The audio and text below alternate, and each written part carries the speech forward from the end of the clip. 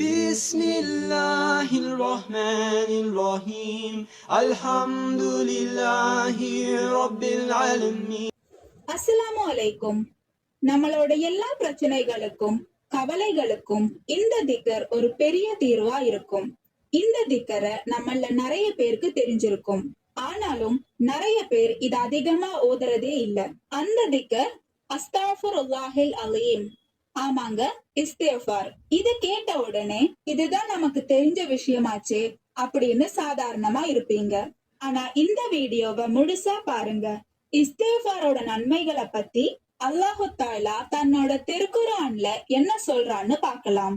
சூரா நூஹ்ல அல்லாஹு தஆலா நம்ம இஸ்திக்ஃபார் சொன்னோம்னா 3 விஷயங்களை நமக்கு தரதா உத்தரவாதம் கொடுத்திருக்கான்.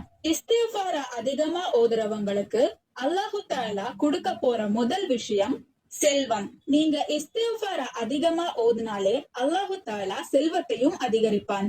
இரண்டாவதா அல்லாஹு தஆலா இந்த பூமிக்கு உபயோகப்படுற மாதிரி மழையையும் இறக்குவான். மூன்றாவது, குழந்தைகள் இல்லாம கஷ்டப்படுறவங்களுக்கு அந்த பாக்கியத்தையும் கொடுப்பான்.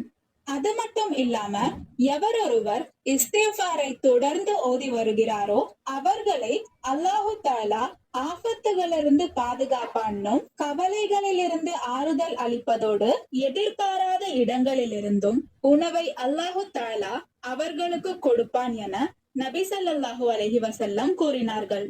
இந்த ஹதீஸ் இப்னு அப்பாஸ் ரலியல்லாஹு தஆலா அன்ஹு கூறியதாக அபூதாவூதுல பதிவு செய்யப்பட்டிருக்கு.